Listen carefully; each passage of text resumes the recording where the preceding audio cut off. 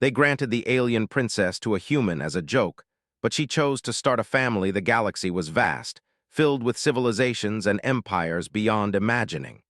It was a place where power was everything, and diplomacy was just another tool to secure it. But even in such a vast and complex world, there were moments when things didn't go as planned. Moments when even the most powerful beings underestimated something they didn't understand. The Galactic Council had always been a symbol of immense power, an assembly of the most influential species in the universe. For centuries, they made decisions that shaped the fates of entire civilizations. So when they decided to send an alien princess to Earth as a joke, they never expected it to change anything. After all, they were in control, and humans in their eyes were just a fledgling species, insignificant compared to the grand civilizations of the stars. Lindra, the princess of the Athenar Empire, had lived a life full of grandeur, surrounded by the finest things in the galaxy. Yet she had always felt trapped by her title. From a young age, she was taught that her life would be a means to an end, a tool to secure alliances for her people. She had no say in her future, no room for personal choice. Her marriage was arranged long before she could even understand the concept of love. But when the Galactic Council decided to send her to Earth for what they thought would be a humorous diplomatic mission, they were unaware that they were giving Lindra something she had never had: freedom. John Harrington was nothing special by galactic standards. He was a simple human diplomat, an ambassador who had spent most of his life working at a desk, reading through endless papers, and trying to keep his head above water in the complex world of interplanetary politics. His career had stalled, and he knew his time in the diplomatic service was nearly over. He was not rich, not famous, and not particularly powerful. But that was exactly what the Council had intended. They believed that assigning Lindra to a human with no real influence would make for a laughable, easy mission. They were wrong. When Lindra arrived on Earth, she was like nothing John had ever seen before. The stories he had read about her were not enough to prepare him for the sight of her. She was tall, with an almost ethereal beauty, her skin a soft shade of silver that seemed to glow under the sun. Her hair, long and flowing, shimmered with hints of purple and blue like the colors of distant stars. Her eyes, sharp and intelligent, held a sadness that no amount of royalty could conceal. She was a princess, but she looked like a prisoner in her own life. John had expected to be intimidated by her, to feel out of place, but instead, he found himself drawn to her. There was something about her that seemed familiar, as if they had known each other for years. Lindra, in turn, was intrigued by him. He wasn't like the politicians and diplomats she was used to dealing with. He was different, kind, humble, and utterly unafraid to speak his mind, something she had never experienced from anyone in her royal circles. At first, the meetings were awkward. John, unsure of how to address her, fumbled through formalities while Lindra sat there, quiet and distant. She wasn't interested in the usual political banter. She had been sent here as a joke, and she knew it. The Council had made their expectations clear: play along, be polite, and leave as soon as the mission was done. But that was what Lindra wanted. She had never been given a choice in her life before, but now she had the power to decide her own fate. As days passed, John began to notice the small things. How Lindra would look out the window at the bustling streets of the city, her gaze distant, as if she longed for something beyond her royal duties. How, despite her immense beauty, she rarely smiled. And when she did, it was as if she was forcing it, like she didn't truly know how to enjoy life. It made John wonder what kind of life she had been living before arriving on Earth. One evening, after a long day of diplomatic meetings, John invited Lindra to dinner. It wasn't anything grand, just a simple meal in his small apartment. He had nothing to offer but his company and his willingness to listen, and for the first time since she had arrived on Earth, Lindra agreed. They sat across from each other, the quiet of the room almost uncomfortable. John tried to make small talk, asking her about her home planet, her life as a princess. But Lindra didn't want to talk about that. She didn't want to talk about the weight of the crown, the endless expectations, or the marriage that had been arranged for her since she was a child. She didn't want to think about the powerful families and alliances that had planned her future before she even knew what her future was. Instead, she found herself asking John about Earth, about human life. What did people value? What made them happy? How did they live their lives without the endless politics and grandiose ambitions of the galaxy's elite? John, to his surprise, found himself answering honestly, speaking from his own experiences, his own desires. It was the first real conversation he had ever had with her, and in that moment something shifted. Lindra, for the first time, felt seen, not as a princess or a political tool, but as a person. And in that quiet dinner, something began to grow between them, a connection and understanding. It wasn't immediate or dramatic, but it was real. The following days were spent in much the same way, quiet talks, simple gestures, and growing trust. Lindra started to smile more genuinely, not out of obligation, but because she was beginning to feel something she had never allowed herself to feel before: freedom. And John, despite his humble position, found himself enchanted by her. She was unlike anyone he had ever met, and the more time he spent with her, the more he realized he didn't want her to leave. But all the while, the Galactic Council watched from afar, amused by the humans' apparent success in handling Lindra. They had expected him to fail, to crumble under the pressure of being so close to someone so important. But instead, they saw something they hadn't anticipated: Lindra's affection for him and her growing reluctance to return to her royal duties. And so, as the days passed, the joke that the council had orchestrated began to fade. Lindra, the alien princess, was no longer just a pawn in a political game. She was beginning to choose for herself. And for the first time, John felt like he wasn't just a spectator in her life, but a participant, an equal. Little did they know, the council's joke would soon turn into a decision that would shake the very foundation of their galaxy. The days turned into weeks, and still, Lindra found herself on Earth, far from the expectations of her royal life. She had grown used to the bustling city, the hum of human life, and the strange warmth of ordinary people who didn't treat her like royalty. They treated her like an individual, someone who mattered beyond her title, beyond her status. And the more she experienced, the more she began to appreciate it. She found comfort in the simplicity of life here, the small joys that seemed so foreign to her in the grand halls of her empire. John, too, had changed. The man who had once been a simple, low-ranking diplomat was now something more. He wasn't just a man trying to survive in the political system. He had become her anchor. They had spent so many evenings together, talking about everything and nothing. In the quiet of their conversations, something blossomed, a bond that neither of them had expected. Lindra never imagined she would find peace in the midst of chaos. Her whole life had been one of carefully calculated moves, a life planned out from the moment she had been born. Every decision had been made for her, from the alliances to the marriage that awaited her. She was to be married to another alien prince, a match designed to strengthen her empire's influence in the galaxy. There was no room for choice, no room for love, only duty. But with John, she didn't feel like a puppet. She didn't feel like someone who had to follow orders.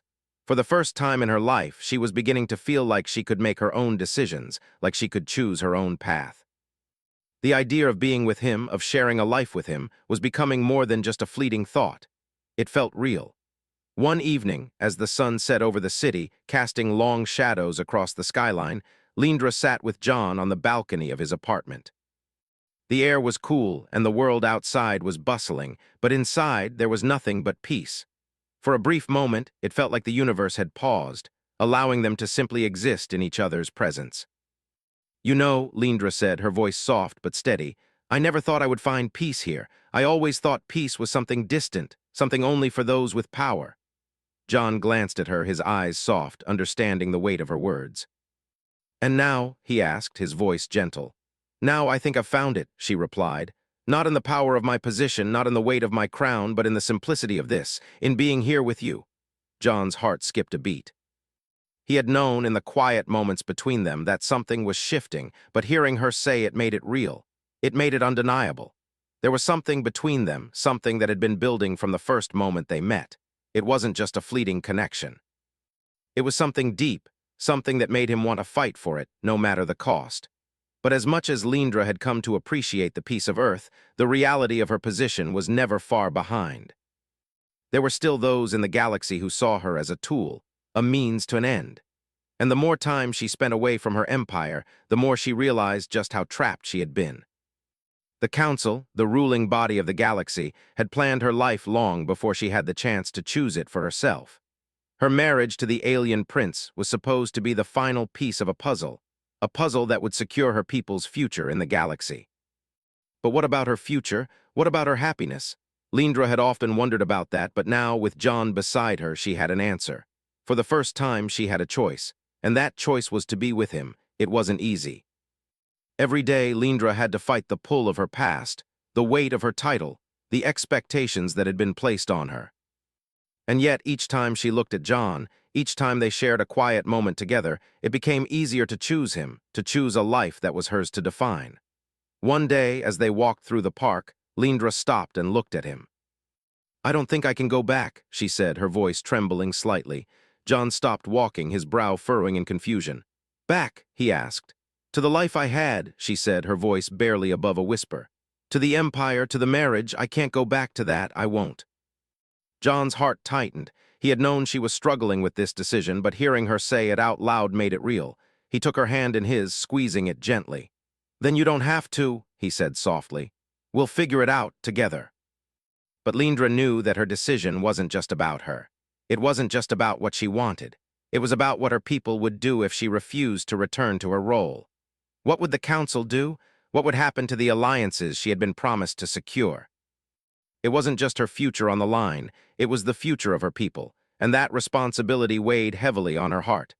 "I wish it were that simple," she said, her voice tinged with sadness. "But it's not. There are too many people who are depending on me." John's heart ached for her, for the burden she carried. "I know, but that doesn't mean you have to sacrifice yourself. You have the right to live your own life, Lindra. You have the right to choose your own path." She looked at him, her eyes searching his face for something, some sign that he understood, that he wasn't just saying words to make her feel better. And in that moment, she saw it. She saw the sincerity in his eyes, the unwavering support in his gaze. He wasn't asking her to choose him over her people. He was asking her to choose herself. And for the first time in her life, Lindra felt like she could. As the days passed, Lindra's thoughts grew more focused. She had always been a pawn in the galaxy's game of power, but now she had the chance to make her own move. She had the chance to decide what kind of future she wanted. And that future, as uncertain as it was, involved John.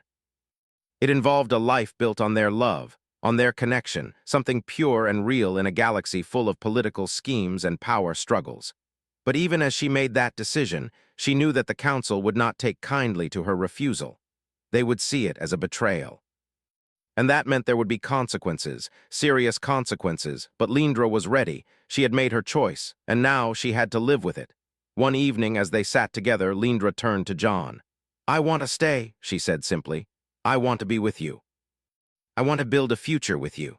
John's heart soared at her words, but he also knew that they were just the beginning of a much larger battle. A battle that would involve not just their love, but the future of both their worlds. And while he wasn't sure what would happen next, one thing was certain: they would face it together. And in that moment, as they sat under the stars, Lindra felt something she hadn't felt in years: hope. A hope that maybe, just maybe, she could finally be the person she had always dreamed of being. The decision had been made, but the challenges were only beginning. Lindra had chosen to stay on Earth, to be with John, to live a life of her own making. But as much as she longed for peace, the galaxy she had left behind was not ready to let go. Every day she felt the pull of her past, the empire, the council, the promises that had been made on her behalf. Yet in the quiet moments with John, she knew she had made the right choice. John, too, felt the weight of what lay ahead. He had never imagined that his life would intertwine with an alien princess, much less that it would lead to this. They had spent their time in relative peace, learning about each other, growing closer and falling in love. But even as their connection deepened, they both knew the storm was coming. The first signs were subtle. Lindra began receiving messages from her people, from the council, demanding her return. At first, they were polite, almost like a formality. They urged her to come back to fulfill her duty. But as the days passed, the tone of the messages grew more insistent. They wanted her back now. Lindra had expected this. She had known that the council wouldn't take her refusal lightly. But still, she couldn't help but feel the pressure building. The council was powerful, and they had resources beyond anything she had ever seen. If they wanted her back, they would come for her. And she knew that if she returned, it wouldn't be to live a life of freedom. It would be to fulfill her role as a political tool, nothing more. John could see the change in her. He had always known that this day would come, but seeing it in Lindra's eyes was different. She was torn between two worlds, between the life she had chosen with him and the life that had been forced upon her. He wanted to comfort her, to tell her that everything would be okay, but he knew that wasn't the truth. Nothing was certain now. "I don't know how much longer I can keep this up," Lindra confessed one evening, her voice filled with frustration. "The council is relentless. They keep sending their demands, their threats, and every time I ignore them, it feels like I'm risking everything." John placed a hand on her shoulder, offering what little comfort he could. "We'll figure it out," he said, though he wasn't sure how. "We're in this together." But even as he spoke those words, John knew that their situation was becoming more complicated. The council wasn't going to let them live in peace. They would come for Lindra, whether she wanted to return or not. It wasn't long before the first envoy arrived. A sleek, dark spacecraft landed in a secluded part of the city, and a group of alien diplomats stepped out, their uniforms matching the dark, imposing colors of the Athenar Empire. They came with an air of authority, their presence sending a chill through the air. John knew who they were before they even spoke. They were the council's emissaries sent to bring Lindra back. They found her and John in a small park, away from the watchful eyes of the public. The air was still, the trees around them whispering in the wind. Lindra looked at them with a calm, almost resigned expression, but John could feel the tension in her body. This was it, the moment she had been dreading. The lead diplomat stepped forward, a tall figure with sharp features and an air of superiority. He glanced at Lindra, then at John, his eyes cold and calculating. "Princess Lindra," the diplomat said in a voice that held no warmth. "The council has sent us to bring you home. Your duty to the Athenar Empire is not something you can simply abandon." Lindra stood tall, her chin raised in defiance, but there was a flicker of uncertainty in her eyes. "I've made my decision," she said firmly. "I'm staying here, I'm not going back." The diplomat's expression didn't change. "You have no choice in the matter. The council has given you everything, your title, your power, your future. You cannot just throw it all away for some human." John bristled at the words, but Lindra placed a hand on his arm, signaling him to stay calm. She turned back to the diplomat, her voice unwavering. "I've already chosen," she said, her eyes locking with his. "I am not a piece to be moved around by the council. I am not their pawn, and I am not going back." The diplomat's eyes narrowed, a hint of annoyance flashing in his gaze. "You think you can defy the council and live without consequences?" he asked, his tone colder now. "You are not free, you never were." Lindra didn't flinch. "Maybe you're right," she said quietly, "but I'd rather be free in my own way than chained to a life I never chose." There was a long silence as the diplomat processed her words. Then, without another word, he turned and walked back to the waiting ship. The other diplomats followed him, but one lingered for a moment longer, giving Lindra a final look of contempt before joining the others. Lindra and John stood there for a moment, the weight of the encounter hanging in the air. Lindra's face was set in determination, but John could see the worry in her eyes. She knew the council wouldn't give up easily. "They'll come back," Lindra said quietly, her voice barely above a whisper. "And next time they won't leave without me." John nodded, his heart heavy with the reality of what they were facing. He had hoped that the council would back down, but it was clear now that they wouldn't. They would stop at nothing to bring Lindra back into their control. And as much as he wanted to protect her, he knew that there were forces far greater than him at play. But even in the face of such overwhelming odds, Lindra refused to back down. She had made her choice, and she wasn't going to let anyone take it away from her. "I won't let them take me back," she said, her voice steady. "I'm not going to live a life I don't want. I'm not going to be their puppet anymore." John took her hand, squeezing it tightly. "Then we'll fight for it together." Lindra smiled, though it was tinged with sadness. "I don't know what's going to happen next, but I'm not afraid anymore. Not as long as I have you by my side." And so the battle began, not just for their love, but for their future. The council would come and they would fight. But Lindra and John were ready to face whatever came their way, knowing that their love was stronger than the forces that sought to tear them apart. The days that followed the envoy's visit were tense. The air between Lindra and John was thick with unspoken fears, each of them waiting for the other to voice the inevitable. The council would come again. The diplomat's words still hung in the air, a reminder of the power the council had over Lindra's life. No matter how much she resisted, she knew that they wouldn't let her go so easily. John could feel the weight of their situation settling on his shoulders. He had promised Lindra that they would face this together, but as the days wore on, the reality of their battle began to sink in.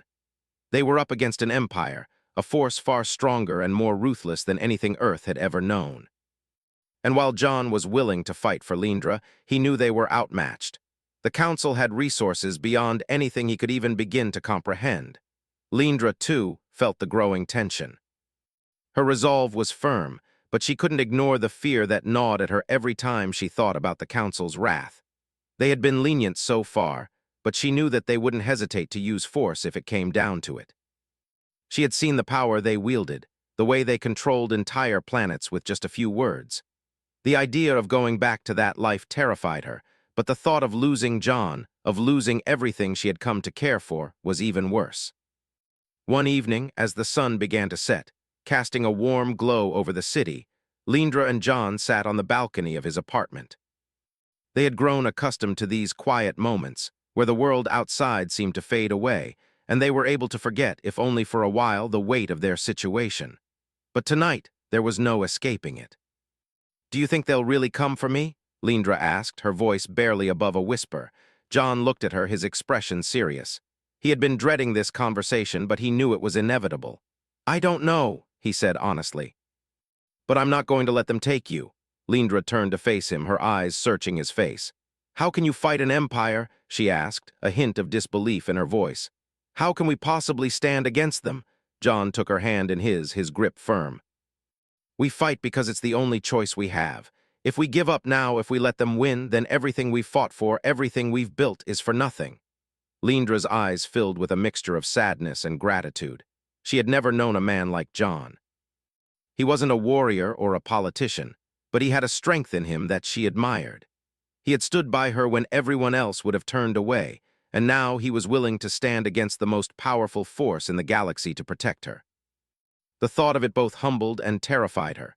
"You're right," she said, her voice steady despite the fear that lingered in her heart.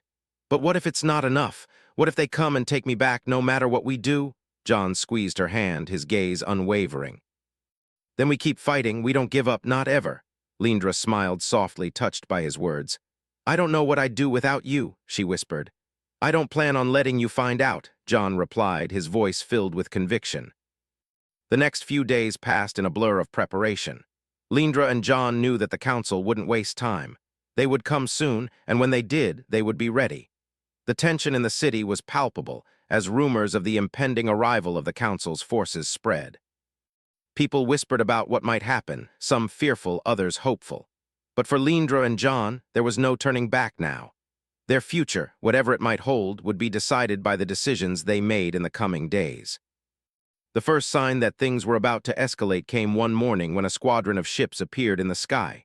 They were sleek, dark vessels, unmistakable in their design. The Council had arrived. Lindra stood on the balcony, watching as the ships descended, their engines humming with an almost eerie precision. Her heart pounded in her chest, and for a moment she felt a wave of panic.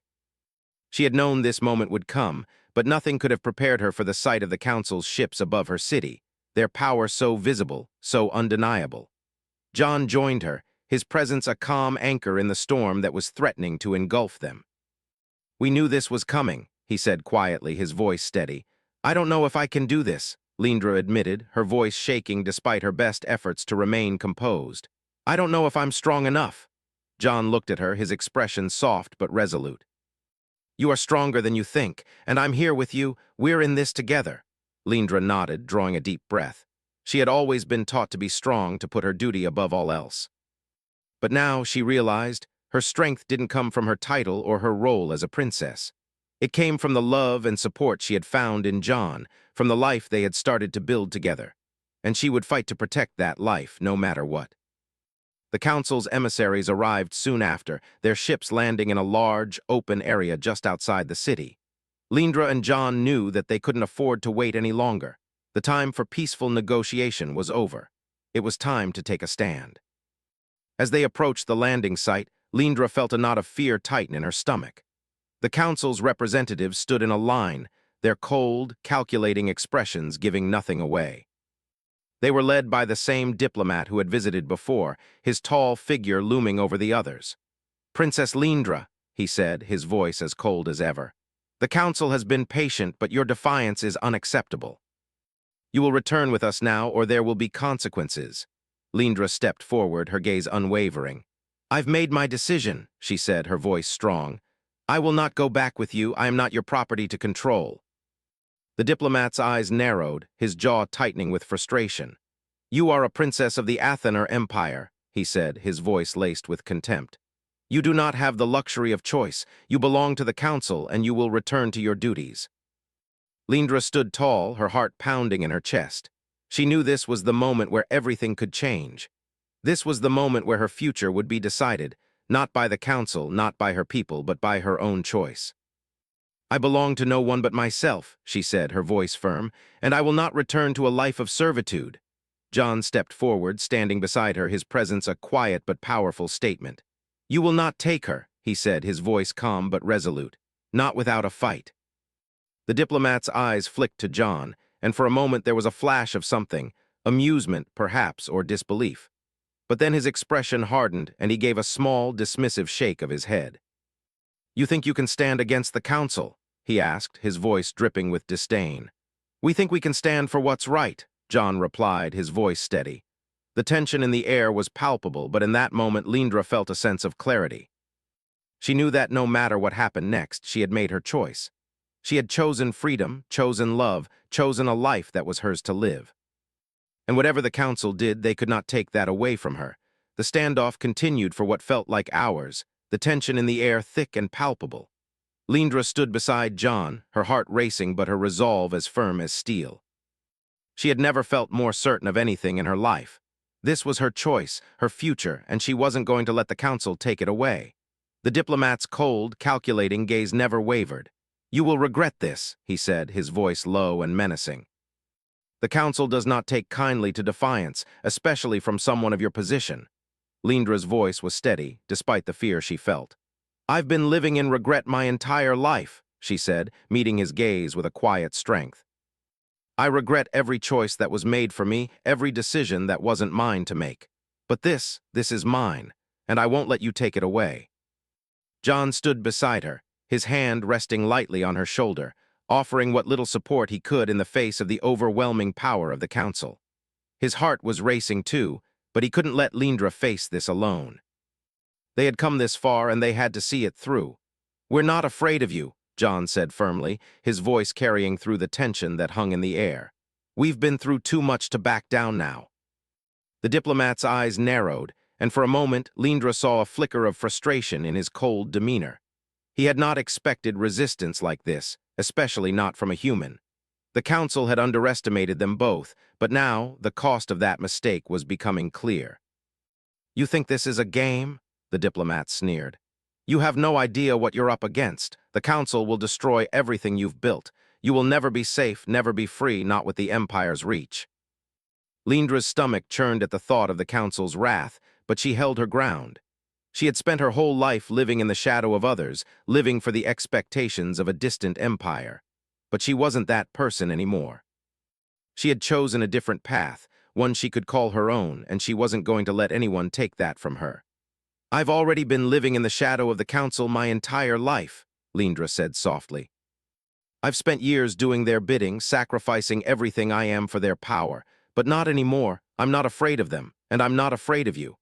The diplomat's jaw clenched, his patience running thin. "You don't know what you're asking for," he said, his voice growing colder. "The council will stop at nothing to bring you back, and when they do, you will regret ever defying them."